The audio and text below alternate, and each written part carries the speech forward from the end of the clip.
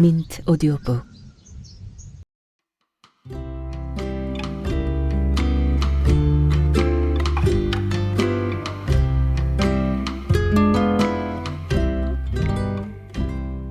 아내 배달부. 송재용.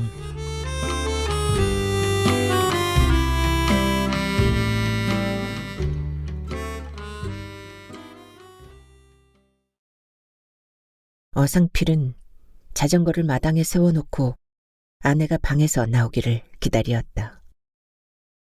아내는 노란색 조끼를 입고 차양이 긴 모자를 쓴 채 방에서 나왔다. 아내는 왼쪽 다리 무릎을 수술한 탓에 걸을 때 약간 절름거렸다. 아내는 마당으로 나오더니 자전거 뒷자리에 비스듬히 앉았다. 어상필은 아내 보고 허리를 꼭 잡으라고 이러고는 자전거 페달을 힘차게 밟았다. 어상필은 아내를 노인 일자리 작업장에 데려다 주려고 집에서 빠져나왔다. 어상필, 이영순 부부는 결혼해서 40여 년을 함께 살았다. 어느새 두 사람 모두 인생 황혼기에 접어들었다. 어상필은 젊었을 때 공장에서 일하다가 40대 이후부터는 고향에 돌아와 농사를 지었다. 15마지기 남짓한 논에서 해마다 벼 수확을 하지만 모를 심을 때부터 추수할 때까지 남의 손에 맡기다 보니 손에 쥐는 게 많지 않았다. 수입이 넉넉하지 않아 외식은 엄두도 못 내고 고기나 생선 같은 영양가가 많은 반찬거리를 사다 먹지 못하였다. 더구나 나이가 들어가면서 소소하게 지출하는 병원비며 약값이 적지 않아 항상 돈에 쪼들렸다. 얼마 전이었다. 저녁을 먹고 나서 마당에 어둠이 내리자 어상필은 아내의 희끗희끗한 머리칼을 바라보다가 뜬금없이 미장원에 가서 염색하라고 채근했다. 그러자 아내가 화를 부르르 냈다. 미장원에서 염색하려면 돈이 수월찮게 드는데 어찌 그리 성화를 부리는 거요? 당신이 나이보다 젊게 보이는 게 싫은감? 젊게 보이면 돈이 공으로 생겨요? 아픈 데가 금세 나아요? 마누라가 젊게 보이면 저절로 힘이 날지 누가 알아? 힘이 나면 어디다 써먹을 참이에요? 당신이 내 입으로 말해야 알아듣겠어. 어상필은 느끼한 눈빛으로 아내 얼굴을 바라보았다. 어상필은 옆으로 다가오더니 갑자기 아내의 윗옷을 들어올리고 손으로 젖가슴을 더듬었다. 화들짝 놀란 아내는 몸을 피하며 소리쳤다. 징그럽게 지금 무엇하는 짓이래요? 당신 젖가슴을 갑자기 만지고 싶구만. 주책바가지여. 얼굴에 젖은꽃이 잔뜩 피었는데 여전히 여자를 좋아하니 환장하겠구먼. 당신이 해준 닭볶음탕을 이틀 내내 먹었더니 힘이 솟는구먼. 아이고, 앞으로 채소만 밥상에 내놓아야지 안 되겠구먼. 속이 없는 소리 그만하라고. 엊그제만 해도 잠자리에서 힘이 펄펄 넘쳐서 좋다고 하더니 마음이 조속으로 변하는구먼. 그거야 노인 일자리 나갈 때마다 자전거로 날 태워다 주니까 고마워서 한 말이라고요. 둘러대기는 뺑덕어미 저리 가라구먼. 어상필은 눈물대다가 소파에서 일어났다. 약장에서 알약 한 개를 찾아서 주방으로 갔다. 알약을 입 안에 넣고는 물을 얼른 마셨다. 이놈의 여편네. 잘 때 오늘도 가까이 오지 말라고 발길질하면 번쩍 들어다 마당에 내동댕이 치고 말 테다. 그러나 저러나 약이 잘 들어야 힘을 쓸 텐데 걱정되는구먼. 소주를 마시면 약 기운하고 합쳐져서 그게 벌떡벌떡 잘 일어날지도 몰라. 어상필은 냉장고에서 소주병을 꺼낸 다음 소주잔 2개를 갖고 식탁에 앉았다. 소주 마개를 열며 아내에게 말했다. 여봐, 소주 마시게 안주 좀 갖고 와봐. 냉장고 안에 오이 넣어두었으니 당신이 꺼내서 썰어 먹어요. 그러지 말고 나하고 모처럼 대작하자고. 나 술 마시면 헛소리해서 안 마실래요? 몸에 술이 들어가면 혈액순환이 잘 돼서 팔다리가 훨씬 덜 쑤신다고. 참말로 이 양반 사람 어지간히 귀찮게 하네. 아내는 투덜대며 자리에서 일어나더니 주방으로 갔다. 아내는 냉장고 문을 열고 오이를 꺼내서 도마 위에 놓고 잘게 썰어 접시에 담은 뒤 탁자해 놓았다. 고추장통을 냉장고 안에서 꺼내왔다. 아내가 식탁에 앉자 어상필은 아내 앞에 놓인 잔에 소주를 부어주었다. 이어서 자신의 술잔을 채웠다. 마누라와 함께 술을 마시면 쓰지 않고 달겠구먼. 많이 마시지 말고 딱 2잔만 마셔요. 아니요, 석 잔은 마셔야지 얼큰해진다고. 어상필은 단숨에 소주잔을 비우고는 오이를 고추장에 찍어 우적우적 씹어 먹었다. 아내가 빈 소주잔을 채우자 어상필은 한참 뜸을 들이다가 입을 열었다. 나 당신에게 오늘 꼭 해주고 싶은 일이 있는데 내 말 들어줄 참이요? 그 일이 뭔데 그리 힘들게 말한대요? 다른 게 아니고 욕실에서 당신 등을 밀어주고 싶다고. 어머나, 창피하게 벌거벗은 내 몸뚱이를 훤한 불빛에서 보겠다는 말 아니오? 당신 단단히 미쳤구먼. 아내는 남편이 살을 섞으려고 일부러 꼬드기는 성 싶어 화를 버럭 냈다. 어허이, 당신 화만 내지 말고 내 이야기를 잘 들어보라고. 아내는 자주 등이 가렵다고 짜증을 내곤 하였다. 그때마다 어상필은 목욕할 때 손이 안 닿아 때밀이로 대충 문지르니까 다른 곳은 안 가려운데 등만 가렵다고 했다. 아내는 그 말을 왼쪽 귀로 듣고 오른쪽 귀로 흘려버리곤 했다. 아내는 여전히 등이 가려우면 효자손을 등 뒤 옷 안으로 넣고 박박 긁었다. 그러면 여기서 옷 벗어봐. 왜 가려운지 내가 등을 자세히 살펴볼 테니까. 참말로 남 등짝은 왜 보려고 용쓴대요? 아내는 눈을 흘기며 버럭 화를 냈다. 어상필은 입을 실룩거리더니 냅다 쏘아붙였다. 남이라니? 부부가 어째서 남이요? 부부라도 보여주지 말아야 할 때가 있는 법 아니오. 끝까지 내 말 안 들을 참이요?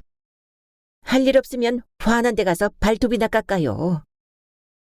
아내가 고집을 계속 피우자 어상필은 아내의 윗옷을 벗기려고 달려들었다. 아내는 몸을 피하려고 하다가 어쩔 수 없이 윗옷을 벗었다. 어상필은 뒤로 가더니 아내의 등을 자세히 들여다보았다. 박달나무를 깎아 만든 효자손에 손가락처럼 구부러진 부분이 피부 여기저기에 상처를 만들어 놓았다.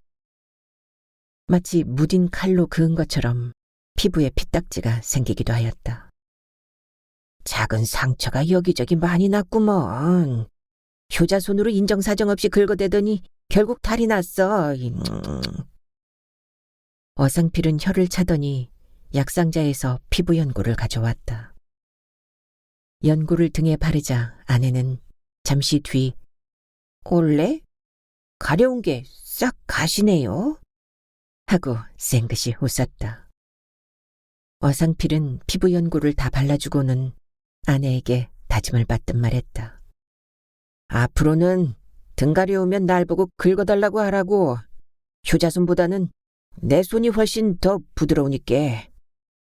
귀찮게 가려울 때마다 어찌 당신 보고 등을 긁어달라고 한대요. 부부지간에 더한 것도 해줘야 할 판인데 등을 못 긁어 죽었어. 말이라도 정말 고맙네요. 남편이 늙어가면서 마누라에게 관심을 보여주자 이영순의 마음도 달라졌다. 시간이 지날수록 함께 살면서 가슴에 쌓였던 미운 마음이 조금씩 사라졌다. 50대 초반이었다. 건설업을 하는 친구 조상국이 큰 돈을 벌게 해주겠다고 어상필을 꼬드겼다.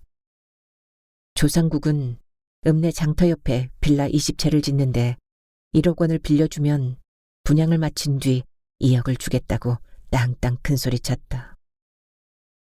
은행에 예금해보았자 쥐꼬리만한 이자를 받는 터라 어상필은 조상국의 말이 솔깃했다.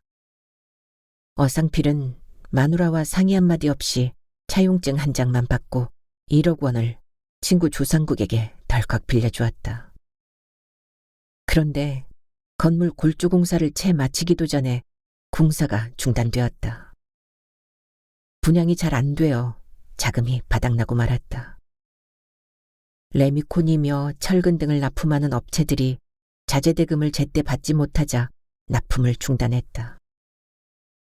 건설업자인 조상국은 급전을 빌려 자재대금을 지급하려고 하였지만 돈을 빌려주는 곳이 없었다. 조상국은 납품업체의 독촉에 시달리다가 도저히 견딜 수 없어 잠적하고 말았다. 채권자들이 조상국을 사기 혐의로 고발하였다. 조상국은 3개월 동안 숨어 지내다가 경찰에 붙잡혔다.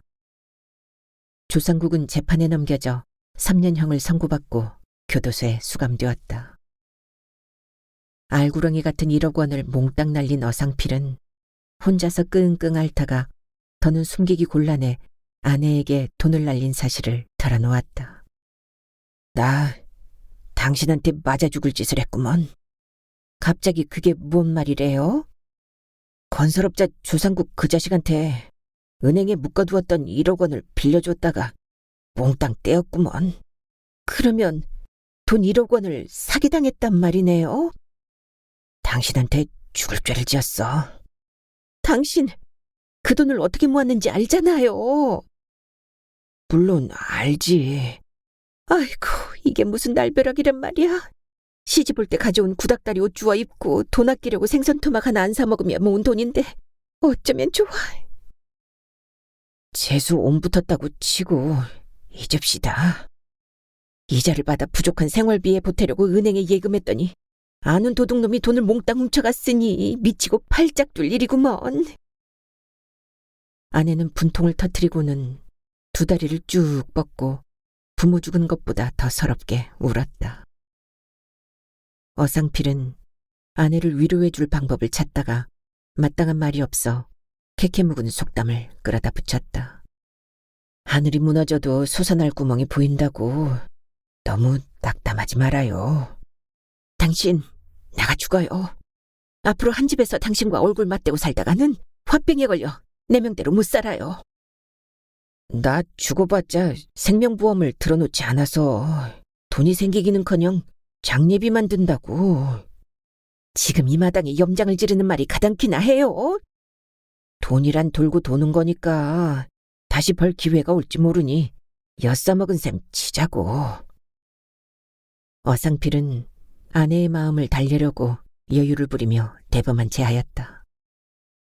아내는 와락 달려들어 어상필의 머리칼을 두 손으로 잡고 흔들어댔다. 어상필은 곧 기운이 달려 머리칼을 흔들다 말겠지 싶어 그 자리에 앉아서 눈만 껌박이었다. 아닌 게 아니라 아내는 한참 흔들다가 지쳐 머리칼을 놓고 제자리에 풀썩 주저앉았다. 아내가 가쁜 숨을 몰아쉬다가 눈을 스르르 감고 소파에 비스듬히 누웠다. 아내가 혹시 혼절한 게 아닌가 싶어 어상필은 겁이 덜컥 났다. 어상필은 벌떡 일어나 주방으로 달려가 수도꼭지를 틀어 컵에 찬물을 받아들고 왔다. 어상필은 컵을 아내의 입에 들이밀며 소리쳤다. 여보, 찬물 마시고 정신 차려. 아내는 깊은 숨을 내쉬고는 슬그머니 눈을 떴다.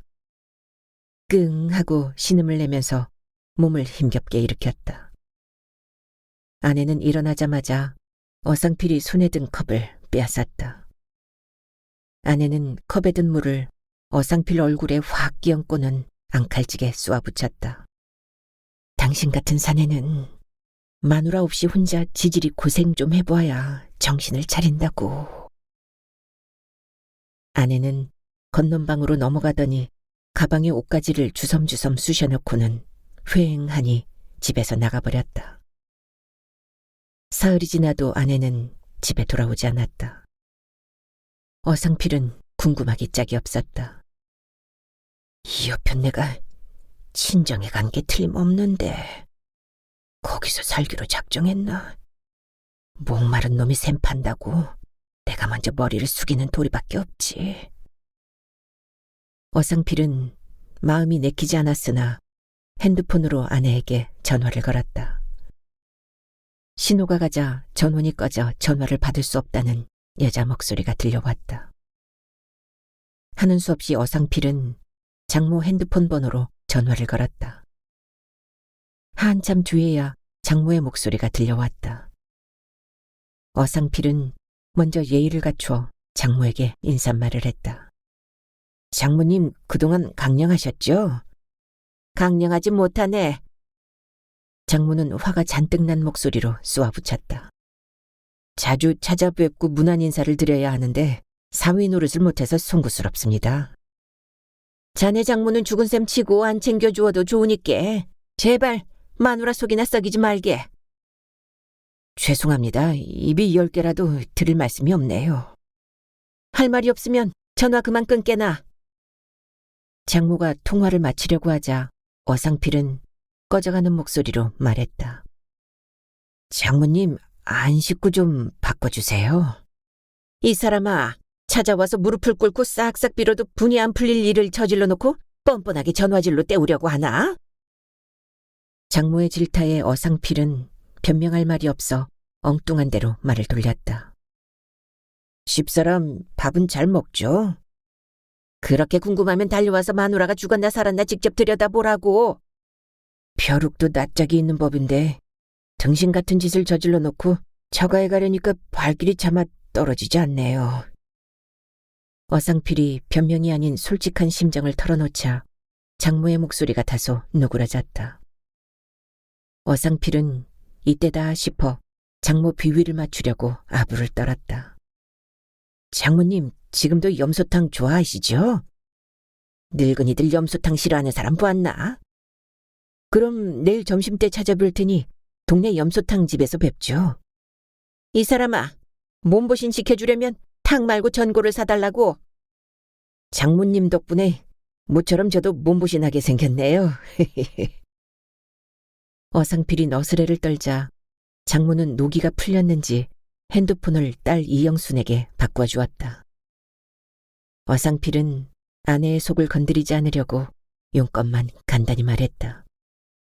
내일 점심때쯤 당신 데리러 처가에 갈 테니 그리 알아. 어상필은 통화를 길게 하면 설왕설래하면서 말싸움이 길어질 게 빤해 얼른 전화를 끊었다. 다음 날이었다. 어상필이 처가에 가려고 옷을 갈아입었는데 핸드폰 벨이 울렸다. 화면을 들여다보니 아내의 핸드폰 번호였다. 어상필이 핸드폰을 귀에 갖다 대자 아내는 명령하듯이 말했다. 버스 타고 집에 갈 테니 여기 오지 말아요. 장모님한테 흑염소 전골 사드리기로 약속했는데 오지 말라니. 그게 무슨 말이야? 당신이 사주는 음식 먹으면 체할까 봐서 안 먹는데요. 어제는 분명 흑염소 전골을 사달라고 하셨는데 노인네 변덕이 죽을 듯 하는구먼. 찢어진 입이라고 함부로 씨부리지 말아요. 아내는 귀청이 찢어질 정도로 목소리를 높여 소리쳤다. 그런 다음 아내는 전화를 뚝 끊었다. 아이고 매 이 여편네. 가을 살모사처럼 독이 단단히 올랐구먼. 끼니마다 밥이라도 얻어먹으려면 한동안 죽은 듯이 사는 도리밖에 없겠어. 저녁 때쯤 아내가 후줄근한 모습을 한 채 집 안으로 들어섰다. 어상필은 인기척을 듣고 방에서 나와 마당으로 나왔다. 어상필은 입을 꾹 다문 채 아내가 든 가방을 달라고 손을 내밀었다. 아내는 가방을 주고는 거실로 들어오더니 냉장고에서 찬물을 꺼내 컵에 부었다. 아내는 단숨에 컵을 비우고는 식탁 의자에 앉았다. 아내는 푸석한 얼굴을 손으로 쓰다듬더니 폭탄 선언을 했다. 지금부터 우리 남남으로 살아요. 또한 내가 하는 일에 절대 간섭하지 말고요. 아내의 도끼서린 말에 어상필은 속이 뜨끔했다. 무슨 짓을 하려고 미리 대못을 꽝 박는지 궁금하다 못해 겁이 나기까지 했다. 친정에서 돌아온 뒤 아내는 건넌방에서 혼자 지냈다. 어상필이 얼씬도 하지 못하게 문을 잠그고 잤다. 아내는 아침밥을 먹으면 작업복 차림으로 불이 나게 집에서 나갔다. 어디 가서 무슨 일을 하는지 밤늦게 후줄근한 모습으로 집에 들어왔다. 그러던 어느 날이었다. 읍내에 사는 초등학교 동창생이 갑자기 전화를 걸어왔다.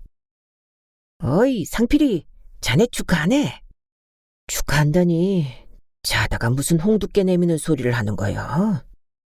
야, 네 마누라가 오늘 식당 개업식 한다면서? 식당 개업을 하다니? 그게 무슨 말이냐? 역전 인근 건물에 영순네 식당이라고 간판을 달아놓았는데 그건 뭐냐? 아? 나 몰래 마누라가 식당을 차린 모양이다? 어상필은 아내가 식당을 차릴 줄은 꿈에도 생각하지 못했다. 하지만 어상필은 아내가 돈을 벌겠다는데 말릴 생각은 없었다. 다만 식당을 개업하려면 꽤나 많은 돈이 들어갔을 텐데 돈의 출처가 궁금할 뿐이었다. 가진 돈이 없을 텐데 무슨 돈으로 식당을 개업했지? 갑자기 기둥서방이라도 생겼나? 아니면 친정에서 도와줬나? 하여튼 대박이나 났으면 좋겠다. 아내가 식당을 개업한 지 반년쯤 지난 어느 날이었다. 밖에서는 비가 주룩주룩 내리었다. 어상필은 다른 날과 마찬가지로 식당 문을 닫을 무렵 1톤 차를 몰고 집에서 나왔다. 어상필은 길가에 차를 세워놓고 식당 앞으로 다가갔다. 문을 열기 전에 손님이 남았나 식당 안을 들여다보았다. 식당은 텅 비었다. 다만 구석진 자리에서 아내가 낯선 사내와 마주 앉아 술을 마시는 중이었다. 유심히 살펴보니 아내의 얼굴에서 불안한 빛이 감돌았다. 어상필은 흠 하고 헛기침을 하면서 식당 문을 열고 안으로 들어섰다. 아내는 술을 많이 마셨는지 얼굴이 불그레하게 물들었다. 아내와 술을 마시던 남자는 어상필이 남편임을 알아보고는 머쓱한 표정을 지었다. 사내는 후닥닥 자리에서 일어나 출입문 쪽으로 걸어갔다. 아내는 자리에 앉은 채 꺼져가는 목소리로 사장님 조심히 가세요 하고 손을 흔들었다. 사내가 식당에서 사라지자 어상필은 얼굴을 일그러뜨린 채 아내를 노려보다가 쏘아붙였다. 저작자가 누군데 단둘이 술을 마신 거요? 그건 알아서 뭐 할래요? 둘이 보통 사이가 아닌 것처럼 보이는데 어떤 관계인가? 매상 많이 올려주고 자주 오는 손님과 술 마시면 큰일 나나요? 당신 그놈 좋아하는 모양이구만. 좋아하는 게 아니라 그 남자하고 이야기를 나누다 보면 마음이 편하고 근심 걱정이 사라져요. 애인이 맞는구먼. 여자는 남편을 잘못 만나면 평생 고생만 하다 죽는 게 맞아요. 말투로 보아 당신 나같이 돈 없고 못 배운 놈 만난 걸 엄청 후회하는구먼. 후회하는 정도가 아니라 당신 꼴도 보기 싫다고요. 당신 지금 진심으로 하는 말이야? 평소에는 차마 입에서 안 나오던 말이 술 한잔 마시니까 술술 나오네요. 어상필은 속에서 불덩이가 솟구쳤지만 참고 참았다. 당신 술 많이 취했으니까 빨리 집에 가서 자라고. 식당 쪽방에서 잘 테니 당신 그냥 혼자 가요. 아까 술 마시던 그놈하고 함께 자기로 약속했나? 요새 당신 얼굴을 보면 우라통이 터져서 미칠 지경이라고요. 정말 당신 내 말 안 들을 참여? 어상필은 식탁에 앉더니 컵에 소주를 부었다. 기갈 들린 사람처럼 소주잔을 비웠다. 어상필은 자리에서 벌떡 일어나더니 아내의 팔을 잡아 끌었다.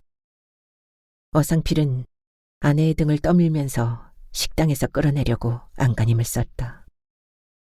아내는 손으로 어상필의 뺨을 힘껏 갈기었다. 얼떨결에 얻어맞은 어상필은 눈을 부라리다가 분을 참지 못하고 소주병을 식당 바닥에 내던졌다. 소주병이 산산조각 나면서 유리조각이 사방으로 튀어갔다. 어상필은 아내를 한참 노려보다가 씩씩거리며 식당에서 나왔다. 아내는 남편 어상필이 나가자 식당 문을 닫고는 주방 옆 쪽방에 들어갔다. 아내는 잠자는 매트리스에 엎드려 엉엉 울면서 신세 한탄을 했다. 아이고, 내가 어쩌다가 저런 등신 같은 사내를 만났는지 몰라.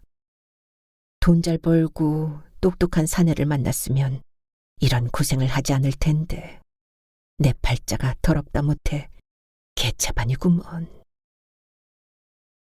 어상필은 아내가 말 못할 고민거리 때문에 괴로워하는 것 같아 집에 돌아가려다가 발길을 다시 돌렸다. 어상필은 식당 방문을 열고 쪽방에 들어갔다. 어상필은 아내에게 다가가 나직하게 말했다. 당신 돈벌이가 안 되어서 속이 많이 상한 모양인데 이참에 식당 접지. 아내는 누웠다가 슬그머니 일어났다. 헝클어진 머리칼을 손으로 쓰다듬고는 한숨을 푹 내쉬었다. 식당 안 하면 뭐해서 먹고 살래요? 손가락 빨면서 살래요? 산 사람 목구멍에 거미줄이 하치겠어. 식당 내 마음대로 접을 수 없어요. 왜 식당을 못 접는다는 거지? 당장 갚아야 할 빚이 한두 푼이 아니라고요. 그 돈이 얼마인데 걱정부터 앞세우는 거야? 아내는 잠시 뜸을 들이다가 갚아야 할 금액을 솔직히 털어놓았다. 아까 함께 술 마시던 남자한테 500만 원 빌렸다가 100만 원은 갚고 400만 원 남았어요. 그래서 그 사내하고 밤늦게까지 술 마셨구먼. 돈을 빨리 갚든지 갚지 못하면 모텔에 가서 잠을 자든지 양자택일하라고 압력을 넣는 바람에 미치고 팔짝 뛸 지경이라고요. 어상필은 이를 뿌드득 깔면서 질투 섞인 눈빛으로 아내를 쏘아보았다. 아내는 기가 푹 죽어 고개를 떨어뜨렸다. 그리고는 손으로 연신 눈가를 훔치었다. 이게 다 친구놈한테 피 같은 1억 원을 사기당해서 벌어진 일이여. 내가 죽일 놈이지. 어상필은 모든 잘못을 자신에게 돌리고는 아내의 고민을 해결해 주기로 마음먹었다. 당신 걱정 묻어둬. 내가 돈 갚아줄게. 무일푼인 당신이 무슨 돈으로 빚을 갚아준다고 큰소리 펑펑 치는지 모르겠네요. 논 5마지기 팔면 빚 해결되니까 후딱 식당 다른 사람에게 넘기라고. 정말 당신이 빚 갚아줄래요? 당신 고생하는 거 더는 못 보겠어. 속을 박박 썩이는 남편이지만 없는 것보다는 100배 낫군요. 아내 이영수는 모처럼 남편에게 고분고분했다. 이영수는 1억 원이라는 큰 돈을 사기당했을 때는 죽이고 싶도록 미웠다. 하지만 백지장도 마주들면 가볍다고 힘들 때 도움이 되어 남편이 고마웠다. 아내는 논을 판 돈으로 빚을 갚은 다음 일사천리로 식당을 다른 사람에게 넘겼다. 이영수는 돈을 없앤 게 미안해 식당을 접은 후 일거리를 찾아 나섰다. 배운 게 도둑질이라고 다른 식당에 나가 시간제 서빙을 하면서 돈을 벌었다. 처음에는 창피한 느낌이 들기는 했으나 돈 갖고 속 썩을 일이 없어 마음은 한결 편했다. 어상필 역시 시간이 나는 대로 막일을 하면서 돈을 벌어 생계를 근근히 꾸려갔다. 2년 전이었다. 동네 이장이 어상필에게 노인 일자리를 신청하라고 하였다. 어상필은 밥을 먹으며 아내에게 노인 일자리를 신청할 참이라고 미리 귀띔했다. 그러자 아내는 안 된다고 벌쩍 뛰었다. 어상필은 이해가 안 돼 아내에게 쏘아붙였다. 돈 한 푼이 아쉬운데 일하지 못하게 말리는 이유가 뭐요? 거기 나오는 사람은 거의 다 혼자 사는 할매들이라고요. 그건 맞아. 당신 일하면서 할매들과 들그만 농담이나 하고 시시덕거릴 게 빤하잖아요. 지금 나를 바람둥이로 보는 거요? 뭐요? 어상필이 눈을 부릅뜨고 아내를 노려보았다. 당신은 술 걸치면 아직도 기운이 펄펄하다고 내 젖가슴 더듬으면서 살석자고 자주 치근거리잖아요. 내가 할매하고 바람을 피울까봐 일하지 못하게 말리는 거구먼. 참말로 고자리 무서워서 장 못 담는 격이구먼이. 어상필은 아내를 노려보며 얼굴을 붉히었다. 어상필이 고집을 꺾지 않을 것 같아 아내는 한 가지 꾀를 냈다. 많지는 않지만 돈 벌 기회를 걷어차면 속이 쓰릴 테니까 당신 대신 내가 노인 일자리를 신청할 테니 그리 알아요. 당신 무릎을 수술해서 걷기 불편한데 일하러 다닌다고? 정신 나갔구만. 어상필은 어림도 없는 소리를 하지 말라고 나무랐다. 아내는 눈을 쓴벅거리다가 기발한 제안을 했다. 내가 일하러 갈 때 당신이 자전거에 태워서 데려다주고 일 끝나면 집에 데리고 오면 되잖아요. 결국은 날 보고 아내 배달부 노릇을 하라는 말이구먼. 아직 귀가 안 먹어서 그런지 말귀 하나는 참 잘 알아듣네요. 어상필은 아내의 제안을 거절했다가는 큰 싸움이 날지 몰라 못 이기는 체하고 받아들였다.